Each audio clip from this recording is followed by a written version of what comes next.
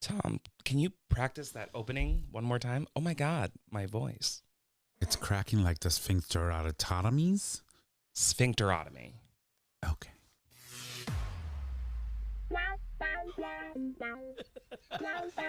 Welcome to GayTalk 2.0, the ultimate podcast for your dose I of sounded like a fucking old lady.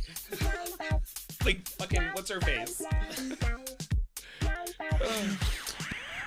Good evening, ladies and gentlemen, and welcome to another episode of GayTalk 2.0. I thought you muted me. No. That's why I was talking so loud. Okay. Well, let's try that one more time. Welcome, ladies and gentlemen, to another episode of GayTalk 2.0, an LGBT podcast. We're streaming live on Digital Stream Radio, where you can access that live stream every Monday at 6 p.m. Eastern Standard Time, and you can do so by visiting digitalstreamradio.com.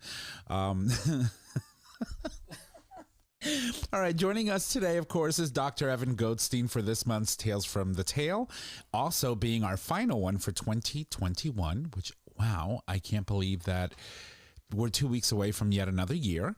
But this month's topic is going to be all about the dangers of a lateral internal sphincterotomy, which I have no idea what it is, but I'm sure that we're going to find out, and we'll do so in the second half of the show.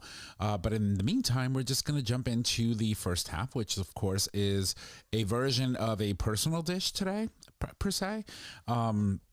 So I want to welcome everyone once again, and I'm going to, just go around the table. Trish, how are you, girl? You're cracking over Hi, here. y'all. Nick or Trish. Skipped a whole section. J Bear. Y'all made me laugh. She's on fast forward today. She's ready. Welcome you all to The Dish. All right, we're here. I'm here with my queens. Sorry, but she distracted me. What's? I was channeling somebody. Thank you. Oh my God, I wouldn't pay attention to that shit for $1 million. Oh my God, is that Elaine Stritch. Oh, I was gonna say. I don't know what happened. It was like I opened my mouth like and someone it who couldn't- smoked for like 70 years and opened your mouth for the first time in 3. That's what it felt like. I think you need to get a railing. It'll loosen all that up. That's right. It's been 84 years. Get a nice piece of penis in that mouth so you can stretch out those vocal cords, work them out a little bit, move things out of the way. They have, just built up. Yeah, over the you're not past wrong. 3 years. So, I cannot. How are you, darling? Oh, you know. I'm here. And she's queer. Yeah. Oh, very. So, what's going on with you? Not much. I mean, we are right around the corner from Christmas and a new year, which is crazy. Right. And we've got a bunch of parties coming up. That we do. We're going to be some crazy, Ubering drunk bitches for the next 2 weeks. Mm-hmm. It's insane. Are you doing anything with your family at all this Christmas? Or I'm spending Christmas Eve and day with my brother and sister-in-law. Of course. Now, baby girl's not here yet. No. Right? No. She's not due until like February. Mm-hmm. Right. So you have to wait a little bit longer. But that's cute, though. Yeah. So is it going to be a sober Christmas? Because, your brother's sober, right? I mean, when I'm up there, I don't really drink because I Okay. don't have anything in the house, and I always feel weird bringing like.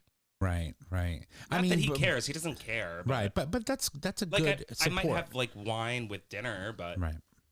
Okay. Well, that's it's not good. like, yeah. So it'll be a sober Christmas for this one. Not for me. What about you, darling? How are you? Fantastical. Fantastical. You only have one testicle? Because normally they come in pairs. Testicles. Okay, He's fantasticals. Can I ask a quick question Yes. though? Please. When did it become like Christmas used to be like this fun thing? And when did it become, all right, mom and dad, just pay my cell phone bill? I don't know. I mean, Do you know what I mean though? Yeah. Well, you have to think about too the generations, right? As more generations come into this world, slowly but surely, we're moving away from some of the traditions that people tend to sort of kind of gravitate towards, or even hold on to. Mm-hmm. And I think that that's more so like you see a lot of, for example, the traditionalist, a lot of baby boomers tend to hold on to traditions because for them, that was what their parents said, you must do this, right? And little by little, as we're starting to get new generations, that whole you must, right? We're moving away from. But it also just became about practicality. Right. Like, Mom, Dad, don't send me a check. Just pay this bill. Right. It was like on my birthday. Well, shit, I wish I could tell my mother that. Well, your life is different. I know, But on my birthday, I got a check for $100 from my parents, and the next day I get a text message from my father saying your cell phone bill is due, which is $100. Like, why did you send me a check? Maybe he was saying, okay, why don't you use that money? He could have done that himself and said happy birthday. Exactly. Right. I mean, but that's what I think, like the newer generation, it gets that, right? And the older, more traditional people tend to just sort of kind of want to stick to what they thought or what they were taught is something you must do, right? Like you must celebrate every Easter. You must celebrate every Christmas. You got to do every Thanksgiving, and it's got to be done with family and blah, blah, blah. And while for the most part we meet up, some of the ways that we're engaging our family is different now, especially during COVID. I mean, think about it. We had Zoom Thanksgivings and all of these different things. It was a whole new different ballgame. Well, what I will say is that I know that, my cell phone bill will be paid this month, but what I really would like for Christmas is a new iPad. So everybody that gives to our Patreon, if you want to bump that up a bit. Wink, wink. She's Wink, nasty. wink. Santa's not coming to my house no more. Actually, yesterday was my daughter's birthday. She turned 37. Roxanne, little Roxy, my sidekick. Little Roxy is 37. 37. Wow.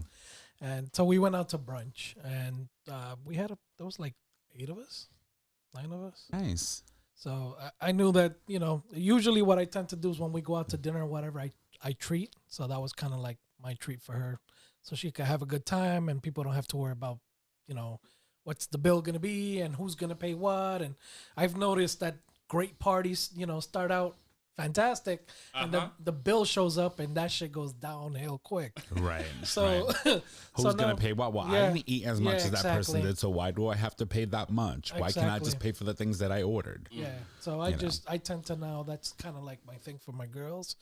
If they want to go out to dinner, fine, we'll go out to dinner. And then I just, once everybody's kind of settling down, I'll get up to go to the bathroom. I'll be like, here, just, charge. Yeah. charge the dinner or the whatever it is. Well, those are your girls too. Yeah. So, I mean, it's very nice of you to do that. Yep. Like I remember my Christmas or my Christmases, and because there have been many, were amazing and fantastic because my family's very musical. How so many? we would, How many have there been? Oh, many. Like 40. Oh, 400 of them. Okay. So she's nasty. Yeah, I saw where she was going with that one. She even took out her calculator just to make sure it was correct. No, but I remember that my Christmases were very full of music and very musical, and we did what we called parrandas, right? Almost every person in my family has some sort of instrument. Whether it's your voice or a maraca or a conga or a guitar or a cuatro or whatever it is, they have one. And she better work. She looks good. Yes. And all of that happened because of our matriarch, and that was my grandmother. And when my grandmother died in 2009, a lot of that went away because she was the glue of the family. And unfortunately, there are people in my family that irritate the fuck out of me, but I dealt with it and put up with a lot of the craziness and a lot of the things that I just didn't want to put up with because of my grandmother, because I wanted to be and see her happy, and she was always singing, and the moment she passed away, that went away, and it's sad. But I'm also, in my older age, have become a loner per se. And I enjoy my alone time, and I'm not in the mood to be in a house with like 500 Puerto Ricans yelling, all of them, at the top of their lungs, and you can't even hear yourself think in a house. Oh, I know. I can't do it. Italians are the same way. Yeah, well, yesterday, my cousins live across the street from me, and my cousin cares for her mother. Her mother's my great aunt. She's 90-something, 91, right. I believe now. And her son is also, musically inclined. He's been playing music. He used to put him and my dad had a Spanish band for years. Right. So yesterday they did a parranda, a little parranda. It's just immediate family in the house, but they came in and they sat down and I posted a live video. Yeah, no, yesterday. I was going to ask you about that Yeah. because, I seen it. I'm sure I'm probably thinking that's why you brought it up. Yeah, pretty much. But then that immediately reminded me of my grandmother and her love for it. And Exactly. and your cousin, is it your Yes, cousin? yeah. He probably did it because he knows that his mother or grandmother really enjoyed that type of thing. Correct. And little by little, as generations keep growing up, we're getting away from We're that. getting away from our roots. It's That's always, changing. it's our roots. And I think a lot of times, as Latinos who are no longer living on the island, that's what keeps us connected to our heritage and Right. where we come from, especially us, that's the main thing within the family. Their dad was a musician, my mom's uncle technically. So, and it's been like that since we all know. And it was funny because my younger cousins were there, which I thought by now, they're kind of going to start straying away from these traditions, and they all showed up, the ones that are in the area. And they're like, oh my God, I missed this. We got to continue doing this stuff. But, it's a matter of when things change, will they continue or Right. not? But you have that's your what matriarch there. Yes. Right. So, and that's You have the one of the glue. main things that's You have there. the Yeah, glue. exactly. And when the glue is gone, Yep. what happens? That changes. And that's sort of Always kind of what changes. happened in my Yeah. family. Yeah. You know? Let me tell you, Thanksgiving this year. So it was my first Thanksgiving without my grandmother. Yes. And she was literally the best cook in the entire world. I mean, like 100% Italian woman. She just blew it out of the water. It was amazing. Right. And so even if, they decided to try a new recipe, well, grandma always watched over and made sure that it was going to be okay to be eaten. Well, this Thanksgiving, I don't know who did it, Oh. but somebody fucked up the sweet potatoes. And I don't know who did it, but grandma was not there to watch over. Right. And I took a bite of that shit and I was like, who made the fucking sweet potatoes? Nasty. These are nasty as fuck. And my dad was like, shut the fuck up and eat. I was like, you're a I was dick. like, I'm not putting any shit in it. That's literally what happened. Yeah. I can't. It's Those noticeable changes. Yes. Like, right. Rosie would have never let that happen. Yep. She Right. would've been on top It's of just it. it's amazing because you can instantly see the difference. And Don't get me wrong, the food was great, but Oh, that sure, one I'm dish, sure. Right. it was that one dish. I'm like, what Right. happened? And I lost the glue of my family in 2009 on my father's side, and then my grandmother passed away, I believe, like 3 years ago. On my mother's side. So, and both of them had very unique things that they were super good at. And my grandmother on my mother's side would make this rice custard thingy. We call it arroz con dulce, and it was always so good. But Arroz con dulce? con dulce. Con Yes. dulce. Dur. Dulce. Dulce. There you go. You were rolling them R's, girl. You good. She Latina now. Yeah. No, but she would make this thing called arroz con dulce, and the recipe would call for raisins and cinnamon and blah blah blah. But I don't like raisins, so she would make a whole a whole batch just for me with no raisins. And nobody could touch that. She that's would love. kill somebody if somebody touched that. But she made it so good, and then she's no longer here, and I haven't had it since, and I don't think I'll ever have it because that's like gobladina for me. Gobladina. Explain. Explain. Gobladina is like an Italian eggplant. It's like a sauce, but it's also a dip, right? So it's like a tapenade, right? Okay. I Basically, don't know what that is either. It's eggplant that's know what cooked tapenade is, cooked yes. down, like so it's almost thick. You can use it on top of pasta, or you can use it like to dip, a cracker into. But Okay. it was my favorite thing that my grandma made, and so she would always make me some whenever I would go down to Florida. And then she started making 2 separate batches. And so one time I was like, Grandma, why are you making so much? And she was like, well, your dad keeps eating it all and you never get any. So you have one and he has one now. Also, Carl loved it too. So it's something that, you know, it's generational. Yep. See, and those are the things you take with you, right? And you remember. And it's weird because you start remembering those things and instantly you start remembering the way it tasted. Like, and your mouth starts salivating. It's weird. Yeah. Because I was just talking about it, and immediately I went to the smell, the aroma behind it, the cinnamon, the love, how my grandmother smelled. Like, I loved her smell. She was just an amazing woman, and it just makes me very nostalgic. Well, my grandma like fucked with me a little bit. I mean, the first time I had it, I was younger, and I loved it, and I just kept eating it, like shoveling it in my mouth. And my grandma was like, "Oh, you like eggplant?" I was like, "No, I hate eggplant. Eggplant is gross." She's like, "That's all eggplant, honey." Gotta love them though. What's your favorite holiday dish, or do you have like a it could be food or maybe some sort of dessert? I don't know. It's weird with me because there's different things. So I Right. guess I never have like that one like desserts type of. I love bread pudding, so I learned how to make it myself. Right. So it's kind of, and then the way the way things were for us growing up. I mean, my mom raised 8 of us on her own, so Right. holidays wasn't about who's making the specialty dish. My mom would show up and Make sure everyone's fed. She make did sure you eat, everything. and that's it. There Yeah. wasn't any any specific thing that we made. Now, as I got older and started doing things on my own, bread pudding definitely. For some reason I developed a real affinity for custard pies, coconut custard pies. I mean, I just love them. I enjoy them all the time. So that's kind of like my go-to thing. But as far as like Spanish based desserts, coquito. Well, that's more Isn't of that a drink? That's It's a a drink. drink, yeah, It's which more is- of an yeah. alcoholic beverage. Yeah, so- but it tastes delicious. Yeah, so And it's you make basically- 'em. Yeah, I make them now. So that Yeah. know, so stuff that I have tasted before in other places or other family events, I've learned to make. Right. Will you make us coquito next week? Sure, Oh, I would have okay. brought some today if you would have told me. Yeah, well, he makes different kinds. So he has your regular coquito, which The coconut based, coconut based. I've never had it. He has a and a pistachio, pistachio flavored one. and that's it. That's all I'm doing now. I used to make red velvet. I used to make pumpkin spice. I used to make.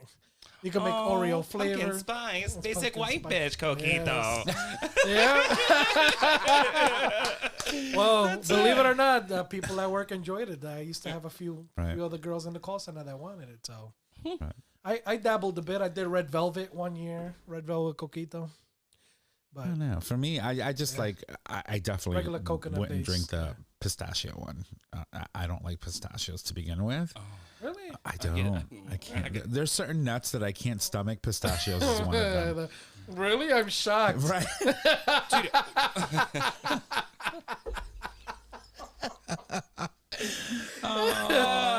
No nuts in your mouth, really? Yep. She does not discriminate. She likes all nuts. Yeah. I get pistachios. But Yeah, yeah, no nuts. So no. Food wise, I think for me, I enjoy my pernil. Definitely pernil and ham.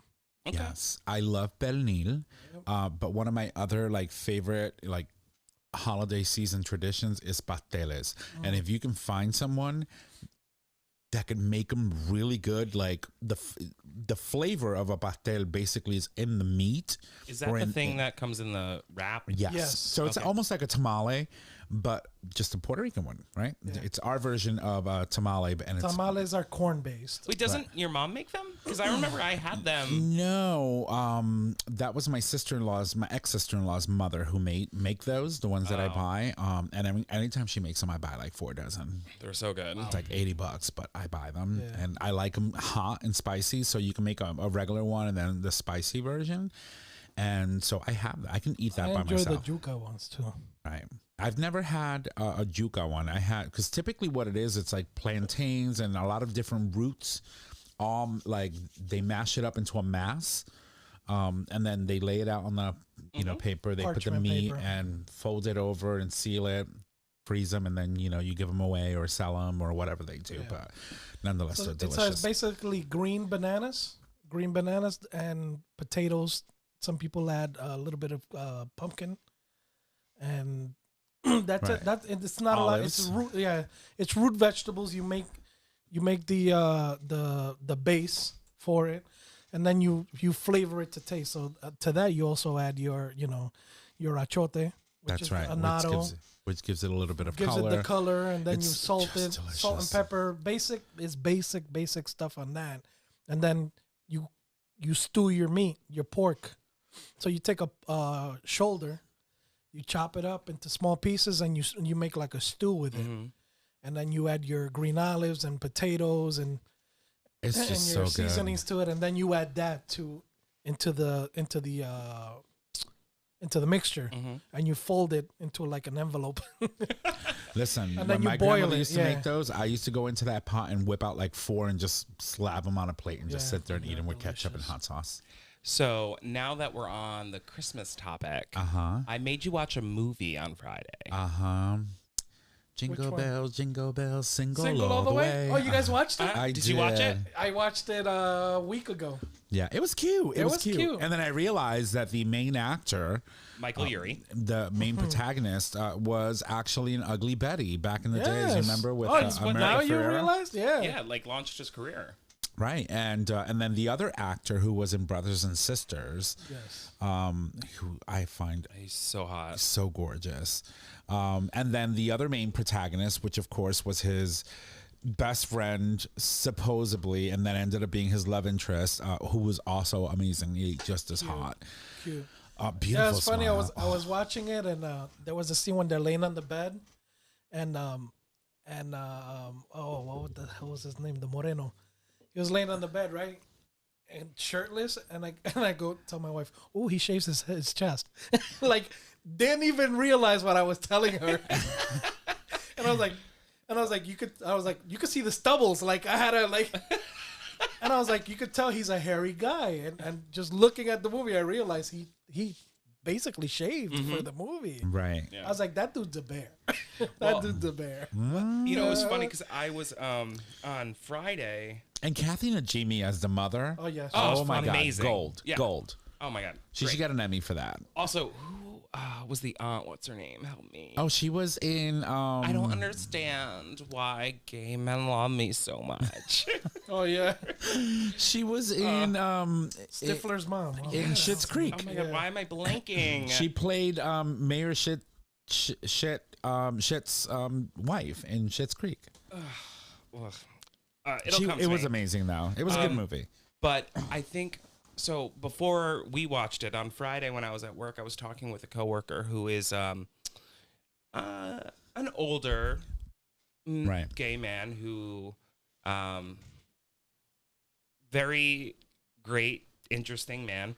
But we were talking about Lifetime movies because we both love them, and he was like, we started talking about Single All the Way, and he's like, I just never thought in my lifetime I would ever see a movie Right. like that.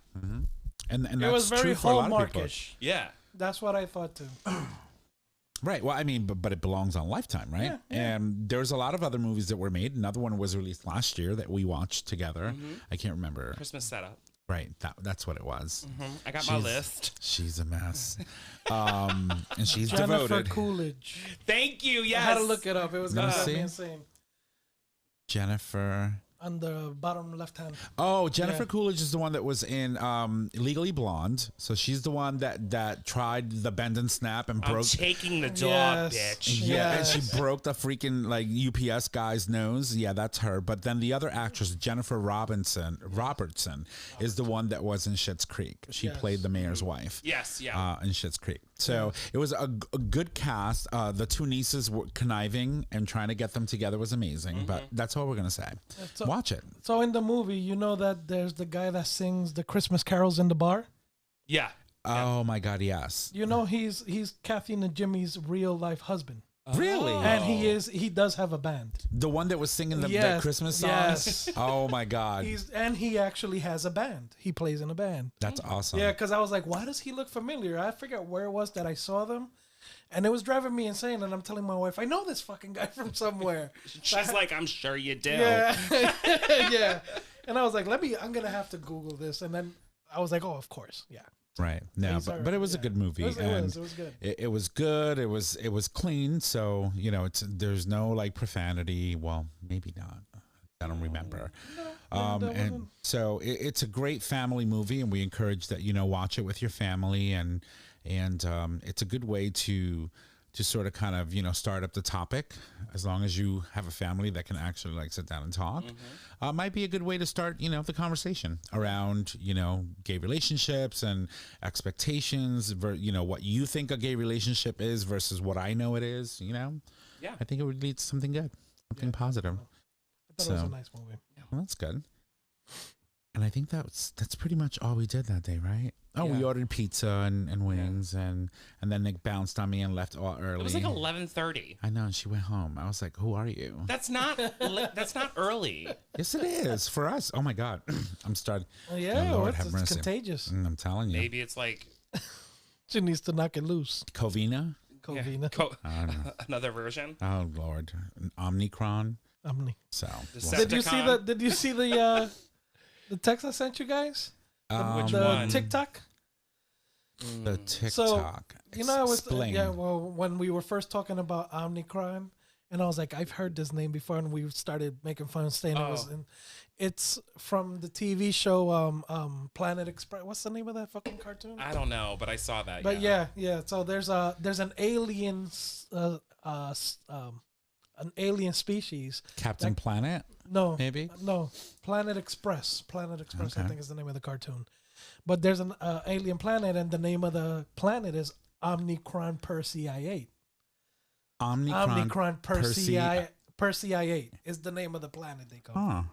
So somebody would actually created a TikTok of the Omnicron thing, and it shows the monster from the galaxy, like threatening Earth. We're coming to Earth, and we're gonna kill you all. Oh well, Well, they sure did. Yep. I have one quick thing to add before we Right. go to break, because Jay's been sending a lot of stuff in our group message.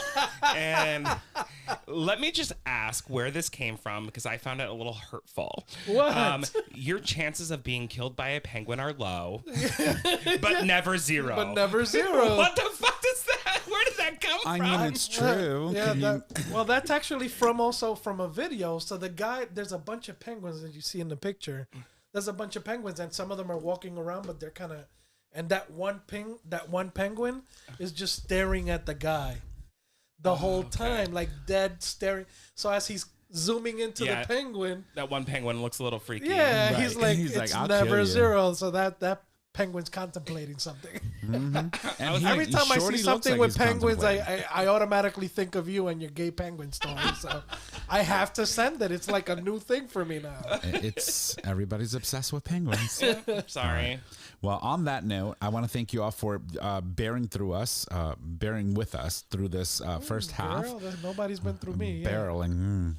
Well, Barreling. on that note, On that note, Let's go to break. we're going to leave you all with some music. We'll come back. On the other side of that, we have the amazing Dr. G. So stick around. Here's some music. We'll be right back.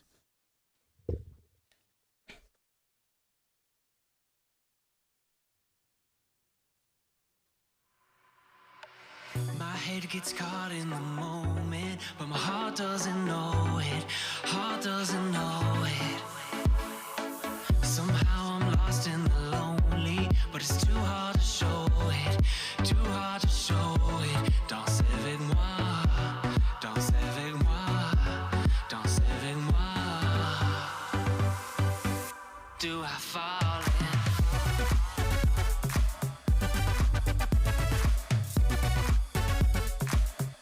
Do I fall in?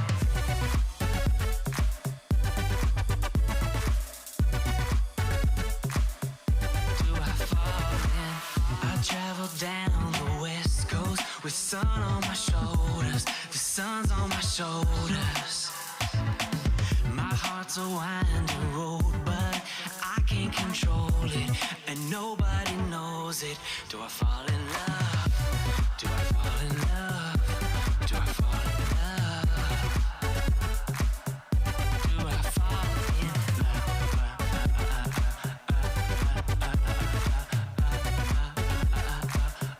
Do I fall in love?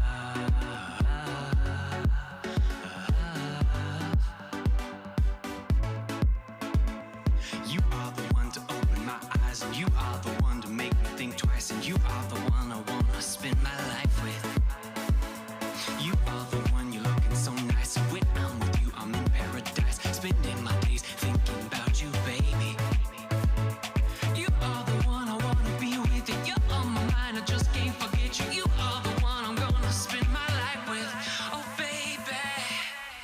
fall in?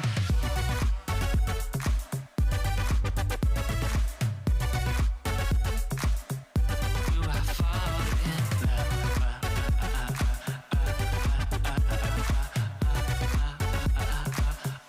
Do I fall in? Do I fall in love? Do I fall in? Do I fall in love? Do I fall in?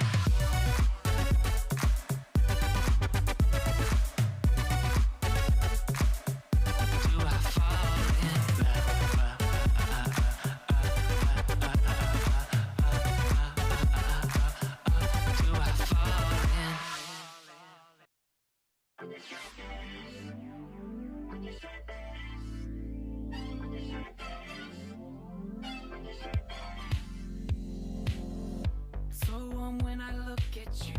Could jump in a swimming pool, stimulate my appetite. Look so very, very nice.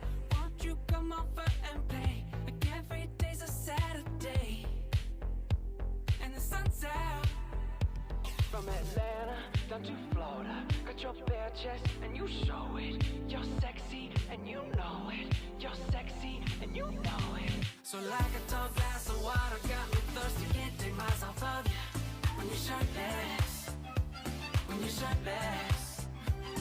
And like a flashback to middle school, I lost my cool, I do. When you're shirtless, when you're shirtless. Pinch me, this feels like a dream. You're the best I ever seen. All your muscles ain't your veins. Oh, they're driving me insane. Raise my hands and sing in praise, thanking God for what He made. And the sun's out. From Paris to New Orleans, you're tanning, you're golden, you're sexy and you know it. You're sexy and you know it. So like a tall glass of water, got me thirsty, can't take myself off you. When you're shirtless, when you're shirtless. And like a flashback to middle school, I lost my cool, I do. When you're shirtless, when you're shirtless. When I come knocking at your door and you're shirtless, makes me nervous. You got me feeling insecure. When you're shirtless, I get nervous. When you're shirtless, oh. Just me, is it getting hot in here? Is this a fantasy or a mirage in here? I have a pep talk to myself in the mirror, and I'm doing this, I'm brushing off my fears. From Atlanta down to Florida, got your bare chest and you show it. You're sexy and you know it. You're sexy and you know it. From Paris to New Orleans, you're tanning, you're golden. You're sexy and you know it. You're sexy and you know it. Like a tall glass of water, when I'm with you, wanna take your picture. When you're shirtless, when you're shirtless, make me nervous. So like a tall glass of water, got me thirsty, can't take myself off you. When you're shirtless, when you're shirtless. And like a flashback to middle school, I lost my cool, I do. When you're shirtless, when you're shirtless. When I come knocking at your door and you're shirtless, makes me nervous.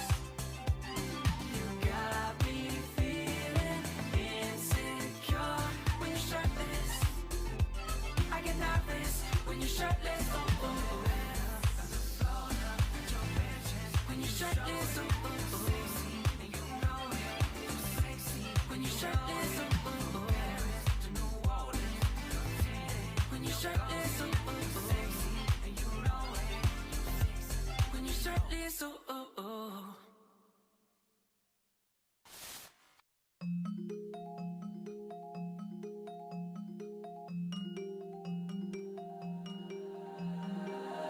Greeted by a new sunrise, tomorrow's hopes are in my eyes.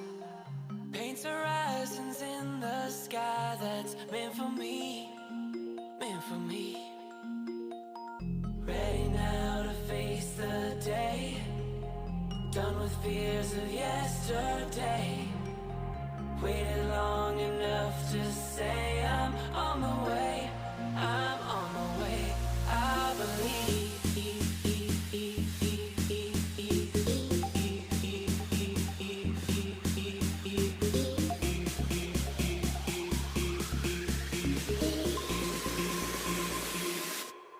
I believe.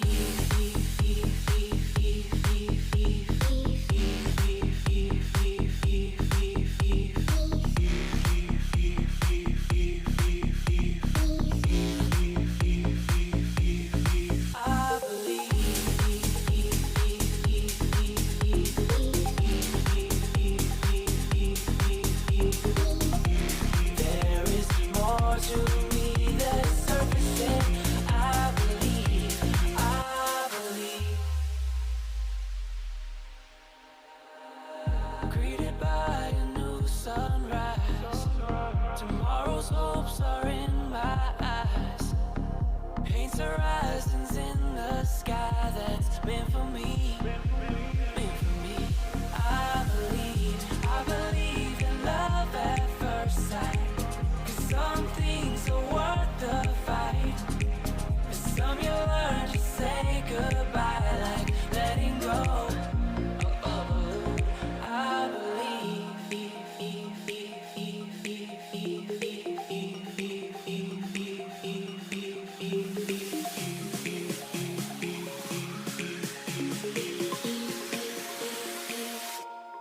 I believe.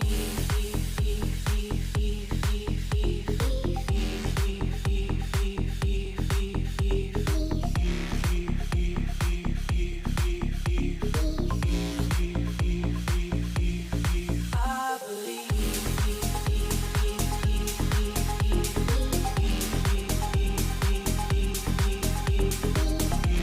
There is more to me that's surfacing. I believe. I believe.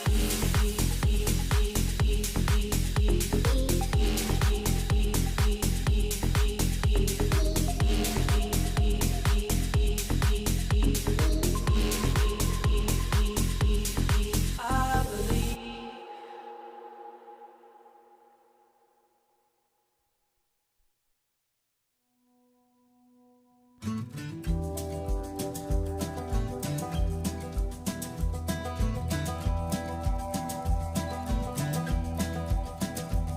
She was waiting by the back door, said, babe, we gotta leave town.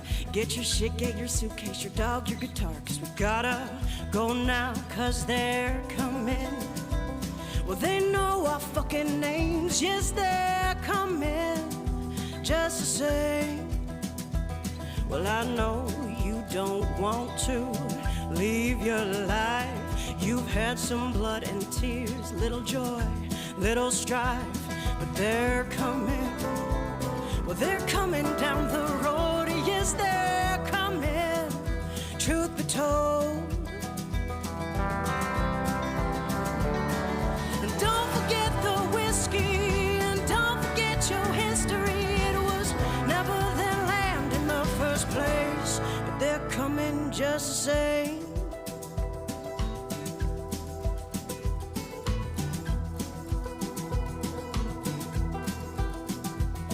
Got a knapsack full of judgment, hypocrisy, and lies. And they're talking so much hateful bullshit, they've begun to gather flies. But they're coming. Well, don't look 'em in the eyes. Yes, they're coming. No surprise. And with so much terror in our past, how are you so surprised it's come to bite you in the ass? Yes, it's coming. Well, it's nipping at your heels. Yes, it's coming for the kill. And don't forget the whiskey, and don't forget your history. It was never their land to sell or trade. No, don't forget the whiskey, and don't forget your history. It was never their land in the first place, but they're coming just the same.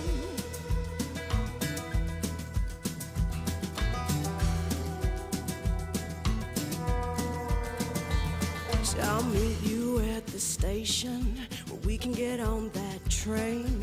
Head out to the wastelands where we can change our names. 'Cause they're coming. Well, they know our fucking names. Yes, they're coming. Just the same. Just the same. Just the same. Just the same. All right, welcome back from the break. Ladies and gents, that of course was Wastelands by the amazing Amanda Barrack. Her album is available on all the major music streaming services, and we encourage that you go out and support your LGBTQ plus artiste. Joining us now, of course, is the amazing Dr. Evan Goldstein for this month's Tales from the Tail. This month, we're going to be talking about something that sounds pretty painful. And quite honestly, I don't know what it is, but that's why we have the amazing doctor joining us so that he can tell us all about it. And it is basically talking about the dangers of a lateral internal sphincterotomies. Did I say that right? Sphincterotomy. No. Sphincterotomy. I knew I was going to screw it up. And of course, it has to be while the doctor's here. Hi, Dr. G. How are you? How you guys doing? How's everything? We're doing good. It's great to see your face again. Do you guys hear me? Because I'm on like a headset. Are we good? Clear? You guys are happy with this? Oh, You look it's fine. fantastic. You look great. You look fantastic. Why, did we send you great. something? Did we say go get a headset or something? No. It was just I was doing it because my kids were listening to like all my ass Skype calls before, so I just had them on, and then I just figured it would just translate into. You guys wear headsets, so I was like, "Fuck it, I want one too." Yes. Well, I have to tell you, speaking of your children, your son Phoenix is something else. That little love note that he just sent you is so cute. It's the cutest little thing ever. When I was coming in to do the podcast, he's like, "Was that the one I was on where we talked about you and Trump and all these others?" I was like, "Yes." I was like, He's adorable. He's adorable. You did a good job with that little man. Good job.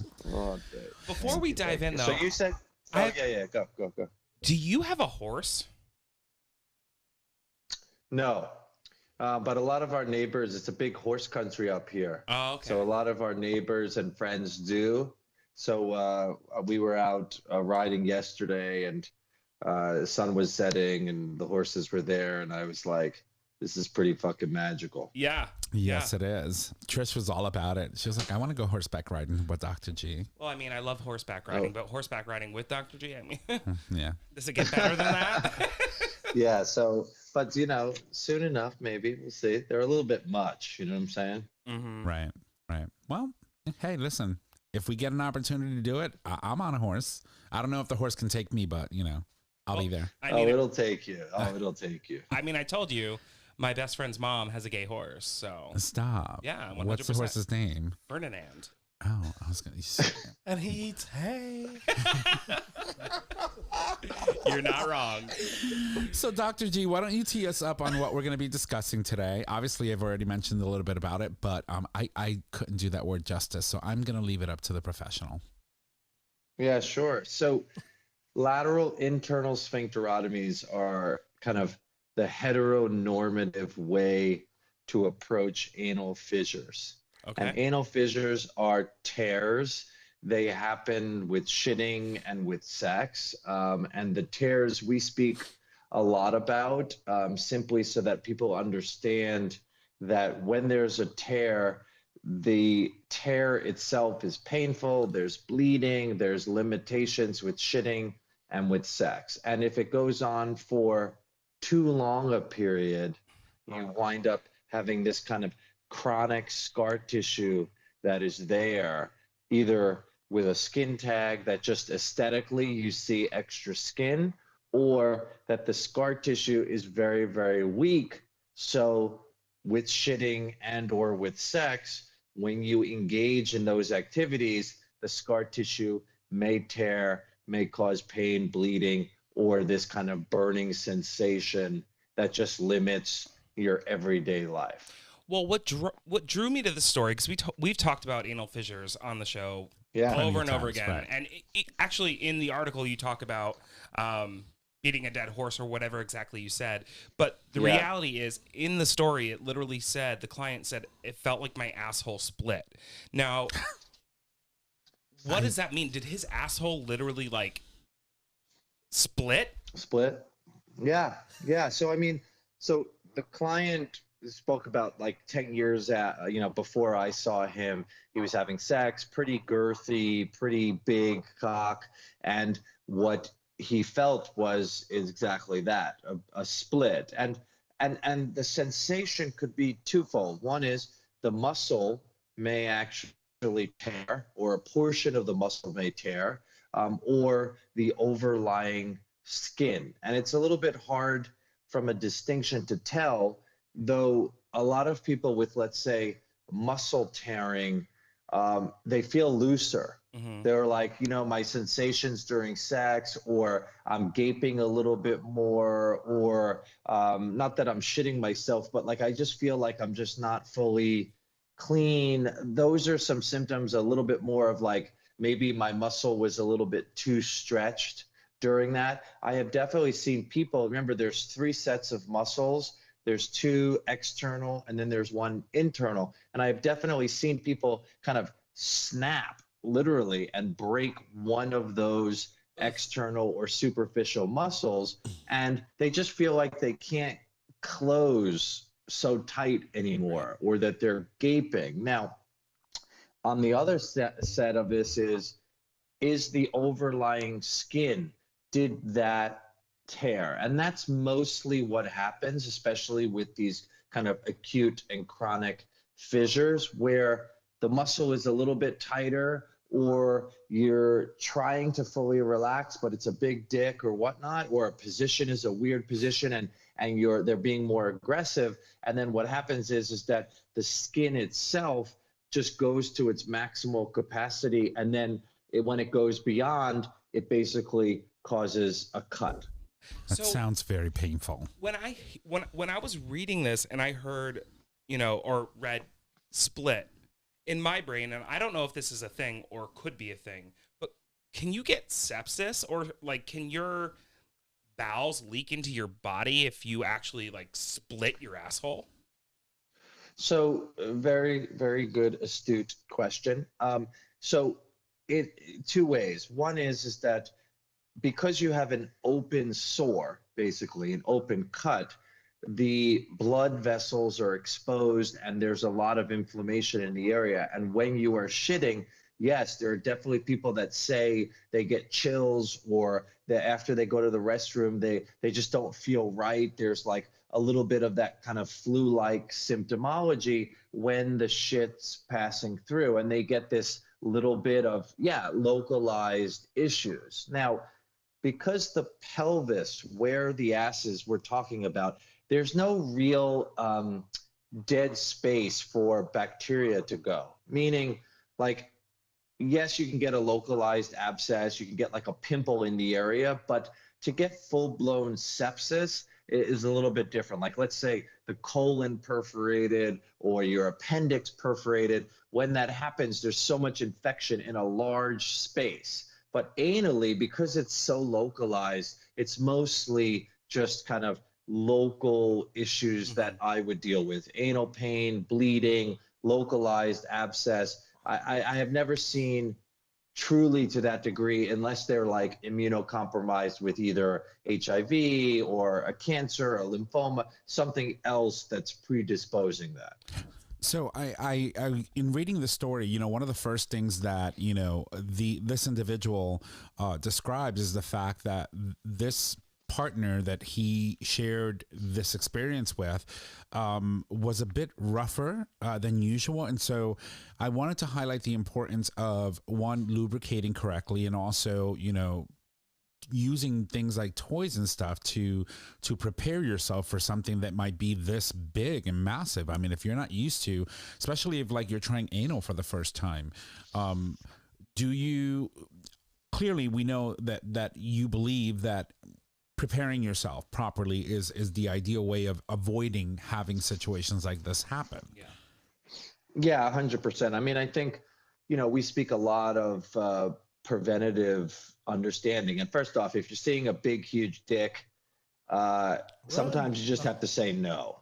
You know what I'm saying? It's just like, Run. you know, I mean, I know we all want it. I know it's like, whoa, that's fucking awesome. I want that in my ass. But the reality is that what I tell people is if you are able to take that, meaning with a toy, with a dildo, something of that size, and you've worked yourself up to that, then I am totally fine with you sitting or attempting to sit, but understanding that you may have to stop or take some break or communicate with your partner to make sure that like you're in control and you're like, hey, that's fucking way big for my ass. Let's see if I can take it, instead of just having the guy behind you and then him just, you know, not really pre-lubricating, just trying to stick it in and going to that, you know, craziness. So Right. I think you're right. I think that, you know, using toys before, going to dildos that are a little bit bigger, you know, creating a good understanding of skin and muscle and using relaxation techniques and proving to yourself that you're able to get into a good space. Now, I'll support you whichever way you go. Sometimes you're so hot and heavy that you want to take it and things happen. And that's obviously what happened in this situation. But I think the key is for us to constantly keep talking about it and look at ways to minimize as much trauma as possible so that you can do what you want when you want. It's interesting because, you know, when you think of it in the perspective of this being a hookup, sometimes if you're hooking up with someone that you've never hooked up with before, you don't know what you're getting, right? Man can come in, drop his pants and have it be, you know, smaller than you expect, or it could just be like freaking, you know, what's the, oh my God. The Incredible Hulk just pops out of his pants and you're like, what the hell? Oh my God. That's huge. And so you're right. I mean, we have to think about the possibility of that happening and you're being like, yeah, we can't do this right now. I'm not prepared for this. Because, you know, in reality, the only other option you have is to send the guy home with blue balls because, you know, he was expecting to You get can put off. that shit in your mouth. What are you talking about? Or Rock his baby to sleep. If it's that big. rock my baby. Or you can like invite him to help you prepare for the fact that he's about to like completely decimate your hole with this monstrosity of a weapon that he's carrying in his pants that probably needs a license and a warning. So how do you think a bottom who encounters a situation like this should approach the situation in regards to using toys while engaging with a hookup with a person they didn't know was that big? Well, and two, on top of that, like what, you know, we talk a lot about prep, right? Prepping for getting a good dick down, right? Right. But how much time do we actually need to be spending on this? I think that, again, you know, when you look at like our sexual habits, most bottoms are bottoming about 2 to 3 times a week. And if they are doing that 2 to 3 times a week, realistically, that's quite a good amount for run-of-the-mill sex where you don't necessarily need to constantly be dilating and working the tissue. Now, but I do think a couple of things with dilation is that, you know, that's run-of-the-mill sex. Now, if you start going to like bigger toys, bigger dicks, fists, other things, you have to really start working the tissue, both the muscle and the skin, to fully allow that relaxation. You know, at some point, the skin and the muscle reach its point of maximal relaxation. And that itself then leads us to a point where if you go beyond that, it's going to cause splitting, tearing, fissures, hemorrhoids, all these other issues that may happen. And you can get yourself there by gradually working the tissue. And it's no different than like, you know, if you're constantly picking up your skin, let's say, over time, what's going to happen is the skin is going to start to get a little bit more elastic. And that's what we're trying to really work with both the pelvic floor and the skin. It's not going to be, oh, I did it for one day and I'm ready to take that huge cock. No, it's, you know, when I talk about dilation, I talk about 4 to 6 weeks of initial dilation to get you into a good space with muscle relaxation and skin elasticity.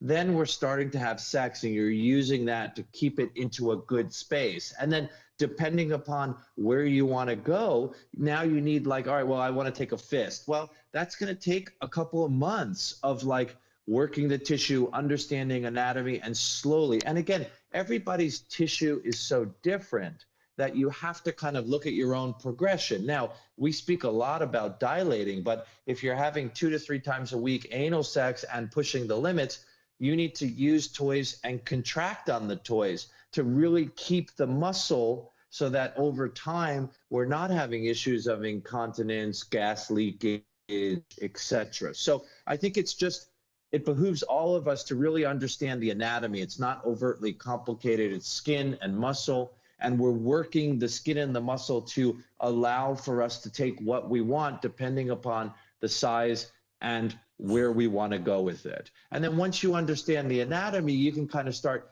implementing these specific changes in your life so that we're able to strategically do it in a way that doesn't cause this injury. Does that make sense? It does. 100%. So is there an instance where you would see this occur more frequently as opposed to just regular anal sex?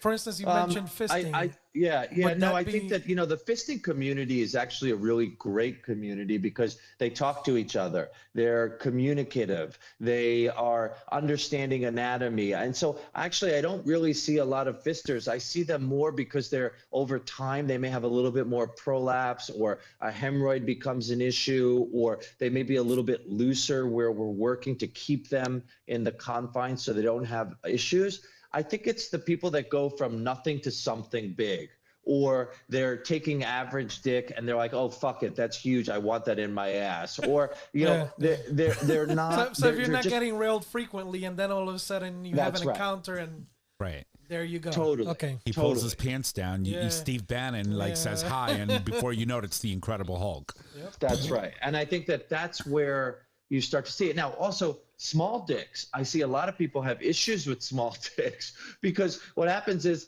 the dick comes out so easily that it like starts poking and jabbing, and the guy is like trying to keep it in and get a little bit more aggressive. And sometimes people say that the small dicks can cause more issues just because it's a little bit more pokey, whereas at least if it's like a big dick, if it's inside you, it's kind of like in, And the other thing I think people need to understand is that when you take the dick, when the dick goes in and out, it's like the takeoff and landing is usually the parts where there's injury that happens. So with bigger dicks, don't let it come all the way out. You know what I'm saying? Like leave it in and just create the motion so that everybody's getting off and you feel sexy. But the second you have to come out and reset, now the muscles are back to being tighter, and now you have to kind of replay the whole scene again, and that may also be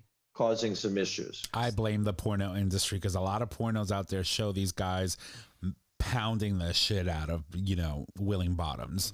But I mean, I really don't, but I blame the people who decide to be hungry enough to take on a beast. I think people that think porno is a guide to having sex. I mean, porno's nice to watch, but it's not a guide. Right.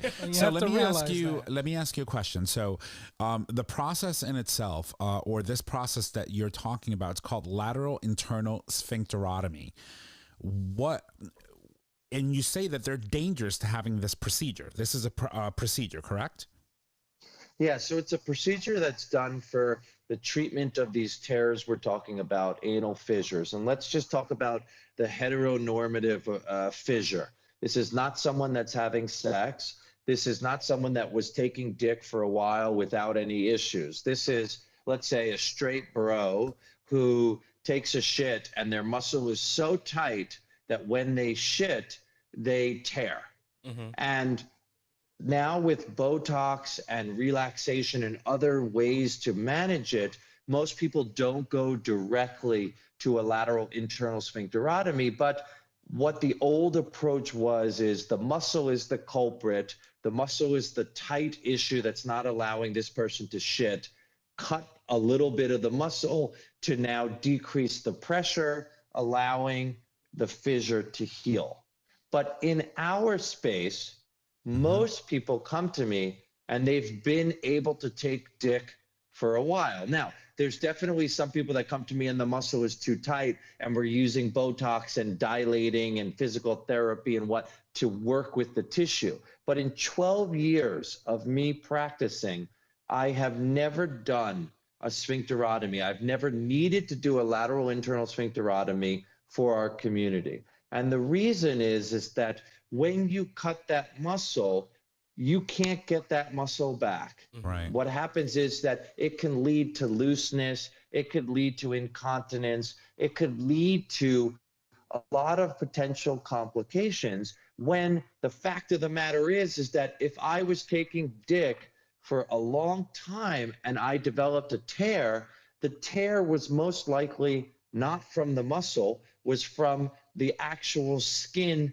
splitting from the pressures of sex, the positions, the girth, not necessarily the muscle. So I talk about this because I want people to understand that the treatment for our community is usually not the lateral internal sphincterotomy. And because the hetero physician, the hetero surgeon knows no difference, they are lumping everybody into the old school method and have never evolved to think of what community somebody is in and what are they using it for, and how do we now make sure our surgical techniques have evolved to really make sure the betterment of that population is taken care of. And I think that's a really good point, though, because in the article you talk about the fact that, well, this individual talks about the fact that indirectly, I mean, he went to the wrong doctor. He got the wrong procedure done until he found you. I think it was 10 years later.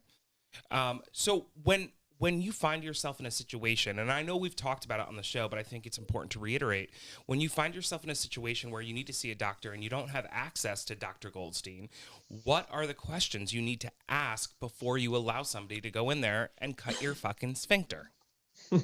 Well, first off, I wouldn't let them cut the sphincter at all.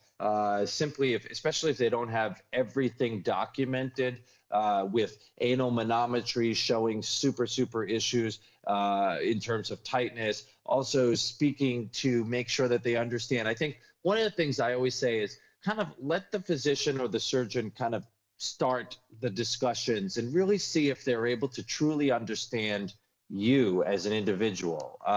Meaning, are they asking you sexual questions in the right way? Are they communicative to say, hey, how do you use the ass? How do you identify?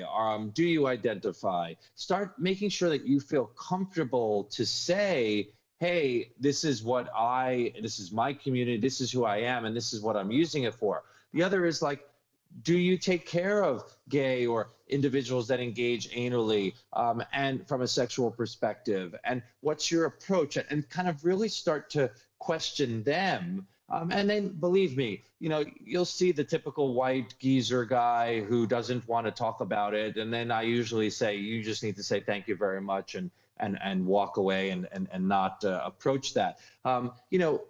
There's a couple of things that you need to understand with this. One is that chronic fissures, especially in this guy had chronic fissure, which is that tear that developed into significant scar tissue, and the scar tissue itself developed into skin tag that's there. And when you're having sex with that, all of that tissue gets pulled in and pushed out, and the recurring tearing keeps happening. It has nothing to do with the muscle. So cutting a muscle doesn't actually take care of the current issue. You need to clean up the scar tissue. You need to get rid of any of the extra tissue that causes that friction to happen and set the stage for its healing. And now we have other things like Botox. Botox itself relaxes the muscle temporarily. It does a far better job than the sphincterotomy, which is that cutting, and it's temporary, meaning in 4 months when you're healed and you're taking dick and you feel great, that wears off in a way that now you're back to your normal anatomy versus having some fucking dumb schmuck just cut the goddamn muscle, and now they actually didn't even take care of the issue at hand, which was that extra skin and the scar tissue. So 2 follow-up questions. First of all, Jay had brought up to me earlier today, he was talking about prolapse. So now we have scar tissue, we have skin tags, we have all this friction happening. When you find yourself in a situation like that, is there a higher chance for having prolapse happen? Prolapse is a little bit different. When you think of prolapse, you have to think of twofold.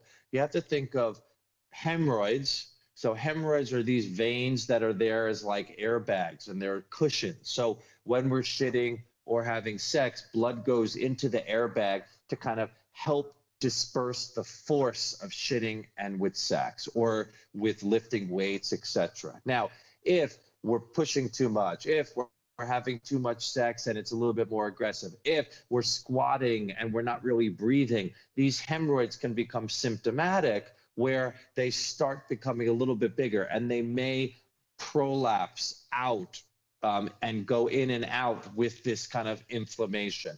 There's also what's called rectal prolapse, which is a lot in the fisting community, where over time, the muscle that keeps everything in and in place becomes lax and becomes so relaxed that a portion of the insides is going in and out. Usually you don't see so much prolapse with fissures because a lot of the fissures create that muscle tension that we're talking about. I think that I don't want you to think that there's not muscle tension there with fissures. There is. The issue that I have is that it's not the primary ailment. The primary ailment is the fissure and the skin tag causing the muscle to spasm, not the muscle spasming causing the fissure to happen. Does that make sense? It does. Yes. So the approach for anal, specifically if you've been taking dick for a while, it's not a muscle issue. You've had no problems before. So why is the muscle spasming now? Well, it's spasming because of the cut that's there. When the cut happens, it exposes the muscle. The muscle only knows how to react. Now, if you just take care of the muscle with the sphincterotomy, you're not taking care of the reason why that developed. Right. And that is where the surgical approach needs to be altered to say, okay, take care of the primary issue, use Botox to help take care of that spasm until the primary issue is healed. And then now you're back to your normal anatomy, but yet with a healed ass, allowing you to get to where you need to be. Does that make sense? Yeah, no, 100%. I mean, yeah, no, 100%. I just assumed that because you have all this friction happening that a prolapse could happen easier, but I guess that's not the case. If the tension is not there, it potentially becomes easier for something like that to happen. And all anal issues, yes. I mean, I see people with fissures and tears that develop into a hemorrhoid because of the spasming and all of this type of stuff. Usually I don't see prolapse in that context. Usually it's someone that's having sex, they're taking dick, they're having fun, but yet they start to see like either a little bit of bleeding, or they'll notice like when they're kind of pushing out, or that there's a little bit of something that's prolapsing in and out, like a little pinker inside. And over time, what happens is that it's like, let's say it goes out, but it recedes on its own. Over time, it may prolapse out and stay prolapsed, or that you actually need to push it back with your finger in order to get it in the proper positioning. That's a little bit different than what we're talking about now. So, my final question I had about this whole situation was, we're talking about the potential of, seeing a doctor that doesn't actually do the right thing for you. But knowing myself, if I were in a situation like this, I'm paranoid. And if I felt literally during sex like my asshole split, I would want to go to the hospital, or I might be in so much pain that I'm at the hospital. Is there something that you would recommend to an ER doctor for like individuals like myself? If I was there, I'm like, no, I don't want you to do this, but can you do this until I can get to Dr. Goldstein? Well, I think that most emergency room docs are not going to do crazy shit when you see them. I think they'll probably prescribe, a suppository, cocoa butter suppositories I really like. There's a couple of medications that are prescribed that help to numb the area, relax the muscle a little bit with what's called a calcium channel blocker, or nifedipine, or nitroglycerin. And they'll kind of just pain control and give you a little bit more of that, Epsom salt baths, and just kind of getting you through the issue. Obviously, we need to make sure that there's no STDs and that that's not compounding the issue. So really make sure. Don't let anybody go crazy by sticking shit up your ass when you're in that much pain. They should be able to look externally and see the pathology. I hear so many people that have digital exams by these docs when you're in so much pain. It's like, no, you fucking defer that shit. Don't let anybody do that unless, obviously you're in this kind of stage where you feel like it'll help with the diagnostic and you can take it. Most fissures can be visible externally and you could see them, and you should be able to, with the history and the understanding, be treated in the right way supportively until we're able to do the next phase. Some people are able to do Botox right away within the first, healing phase to help with taking some of that pressure off. But most of it is supportive, whether it's fissures or hemorrhoids. And then once we get you into a good state, a lot of people heal on their own without doing anything, with just taking time off, making sure you're using the right creams, lotions, suppositories, make sure your shits are soft and easy, baths, Epsom salt, and just take time over a week to 10 days to get you into a good space. Then once you're in a good space, I usually tell people to let time take its course. And if you're shitting well, no pain, no bleeding, then we could start the dilating protocol with using toys to see if we can get you back to sex safely. We'll know from the toys or just with shitting if things aren't going in the right direction on their own, where maybe we do Botox in the office, or we find someone locally that can do that. Or maybe you've been dealing with this for a long time and sex itself has never been truly pleasurable, but yet you've been able to take it, and there is a chronic issue that we need to do surgically. And now I do a lot of Skype calls. Monday's my Skype calls. I just did 6 calls with people from all over the world. There's a lot that we can do via Skype to kind of create understanding of anatomy and local treatments and try to come up with, I don't necessarily need to see you in the office to create a pathway of us figuring out what's best, and kind of getting people into a good space. And especially early on, the earlier you act with this type of stuff, the better we are to kind of implement easier stuff than having to rush and then go through surgery. So am I correct in saying that what I'm taking away from this conversation is that while the sphincterotomy is a fairly routine procedure for individuals, regardless of community, the danger in one of these comes in the LGBTQ plus community, specifically with men, because we use our anus for something more than just, dumping waste. Yeah, and I think that's a great point. I think that the reality is that if I saw a lateral internal sphincterotomy improving the outcome, I would obviously be doing it in my practice of 75 people a week, 15 surgeries a week. Right. The issue is that it's not taking care of the problem. So you wind up being like this person where they go in, they cut the muscle that didn't need to be cut from the beginning. They don't take care of the primary issue, the extra skin, the fissure itself, and do the right thing to decrease the friction on a sexual perspective. And even in this person with lateral sphincterotomies, you're basically only cutting one side of the muscle.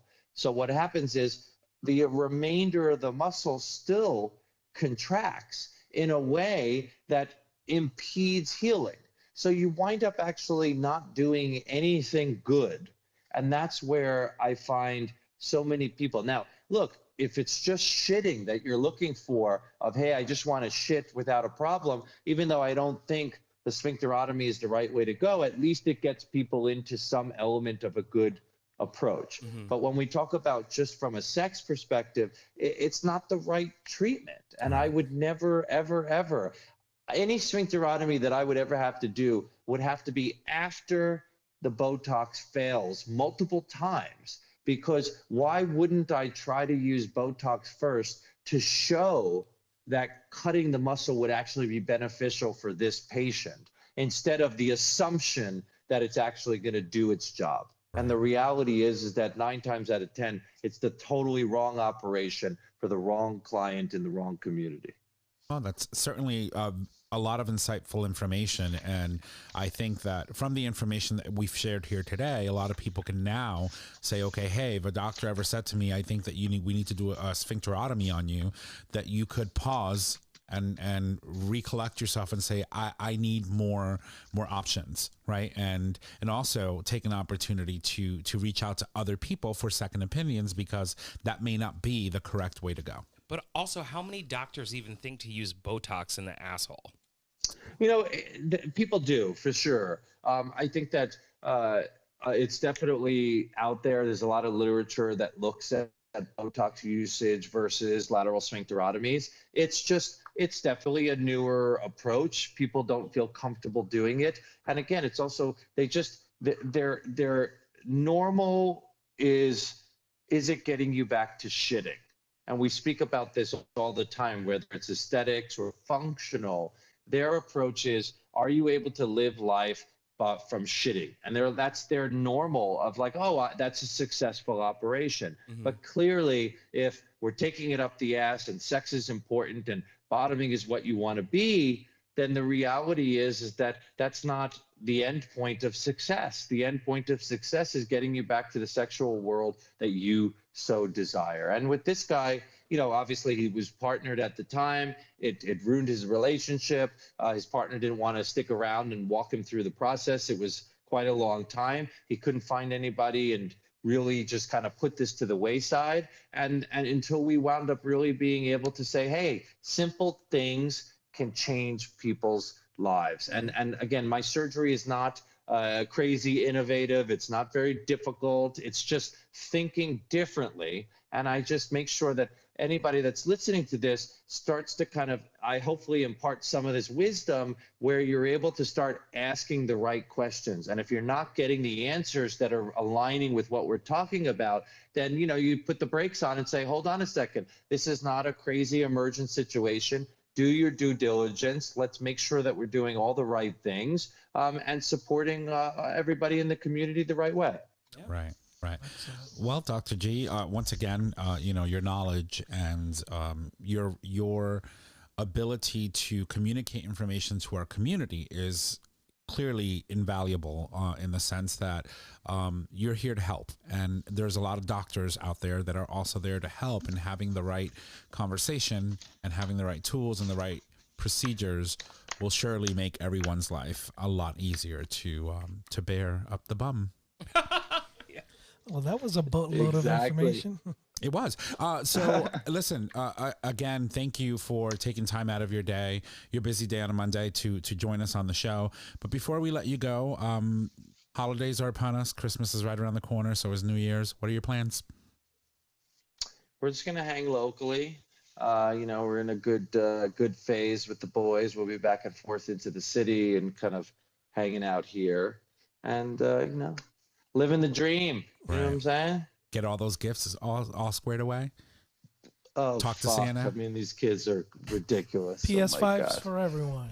Yeah. So, you get a PS5. You get a PS5. You get a PS5. Dr. G, I just want an iPad. That's it. He's a mess. No, well, that's good. Well, I want to wish you and your family you know, the best holiday season ever. I'm not sure, you know, what you celebrate because we've never had really that conversation. We celebrate everything. Whatever you celebrate, may it be merry, may it be healthy, may it be full of love. You know, you're doing such an amazing job with those two, with your children. And I think, you know, after 2020, we need to make Christmases and holidays special because it was quite a ride. Yeah, thank you guys, and always for your support, and have a great holidays. And 2022, we'll continue the ass talk moving forward for sure. Oh, absolutely. Absolutely. So, ladies and gents, that is the amazing Dr. G giving us our very last Tales from the Tail for 2021. Thank you again, Dr. G. Thank you guys. Thanks, absolutely. Doc. We'll talk to you soon. Bye-bye. All right. Love you all. Bye-bye. Well, all I can say is that That was a buttload. I wasn't sure. I wasn't sure what a sphincterotomy actually entailed, but a cutting of a muscle, obviously, it sounds very intense and painful. But now, after this conversation, clearly, if I ever found myself in a situation and where I had to, whoa, stop, I'm gonna do what? Honey, that's a black hole back there. You're never gonna find yourself in that situation. Probably, you're probably right. Wow. So I think I'd have more of a chance at a sphincterotomy than you would. Yes, why couldn't that You one said be? it. Yeah. But you're right. I doesn't mean, happen you with me. it's so you are in a heterosexual relationship. As a bisexual man, if you were to ever try to bottom and you really never really engaged in that, there's a potential that you could hurt yourself. Absolutely. Because let me tell you, some of these tops are brutal. Like I said before, you We were expect talking about they pull their pants down and Steve Bannon shows up. Banner? Steve Banner. Steve Right. Banner, yes. From MCU. He shows up and then all of a sudden it grows and it's like for the fucking Incredible Hulk. And you're like, you're going to put that where? And then we get ballsy. We're like, I can take that. And I just throw myself on the bed and just go for it. And then, you end up hurting yourself. Well, let me say that as a bottom, you You're a have to bottom? take control. Right. If it hurts, you push back and say, give me a moment. See, that's the problem. If I push back, it goes deeper. No, I mean, like, you use your hands and you push back. Say, Well, I need a yeah. second. No, I need a second. Some I of need these, to adjust. and also let this serve as an educational moment for you tops out there. You can cause someone some serious damage by being brute and just wanting to just ram it in there. This entire conversation, all I could think about was Brokeback Mountain. Right, because there was that one scene where he just like spits on his hand, wraps, puts the Vaseline with the saliva on his penis and just rams it in. Yeah. I thought that was my but anyway, what a great conversation, and always having an opportunity to talk to Dr. G is great.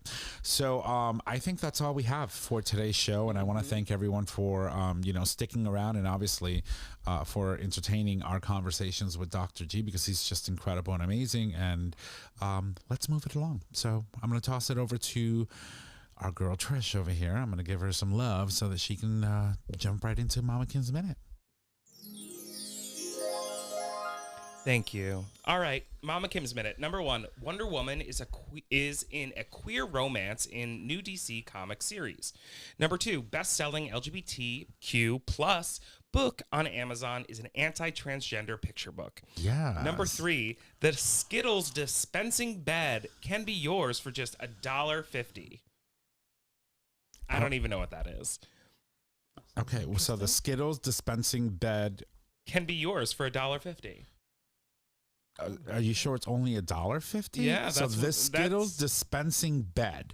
So taste the rainbow, motherfucker. Yeah. Number 4, pro wrestler Anthony Bowens has received a flood of love and support after kissing his boyfriend in front of a crowd of homophobic protesters. Yes, I love hearing stories like that.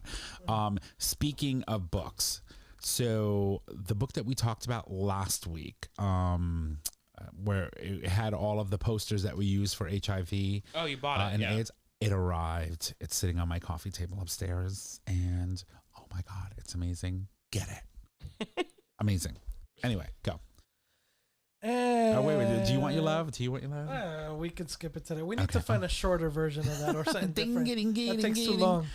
But on this day in gay history, when December 13th, 2002, where in Belgium, the Belgium Senate approved same-sex marriage law. So the law goes on to be signed by King Albert II on February 13th, making Belgium the second country to legalize same-sex marriage. The vote was 46-15. Yes, and that was way back in 2002. We had to wait literally 13 years for us to be able to get to that point. So, I love Belgium. All right. Well, ladies and gents, thank you so much for joining us on today's episode. If you love the show, make sure that you go subscribe, rate, and review on your favorite podcasting service. By doing so, we get the latest and greatest of our show delivered right to your web browser or your device as soon as our episodes are published.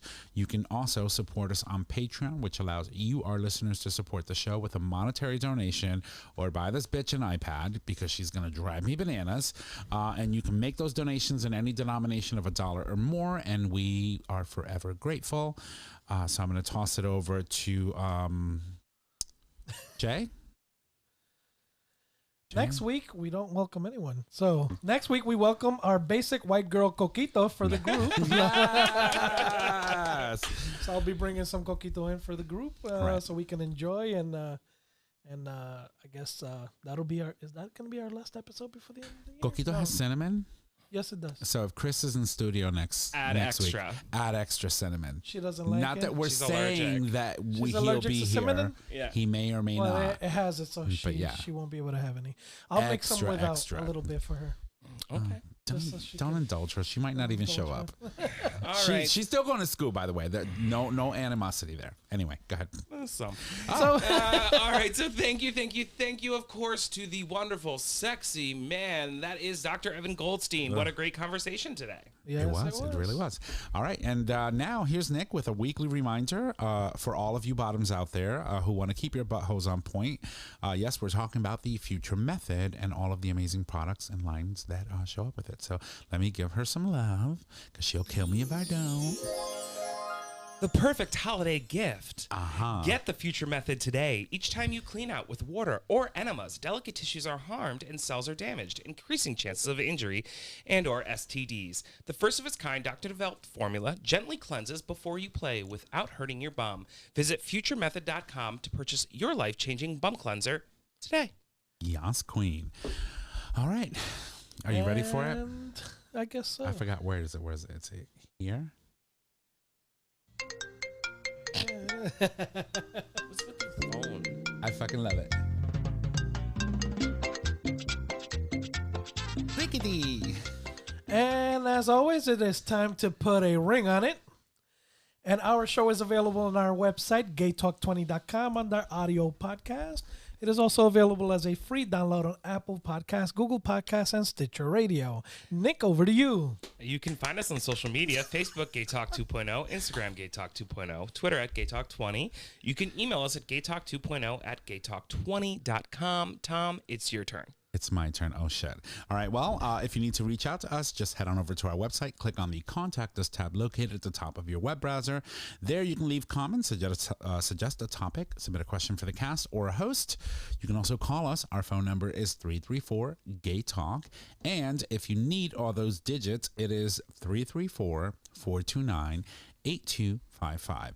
Don't forget that we do stream live every Monday at 6 p.m. Eastern Standard Time, and you can access that live stream by visiting digitalstreamradio.com.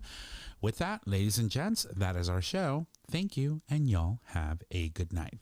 Bye.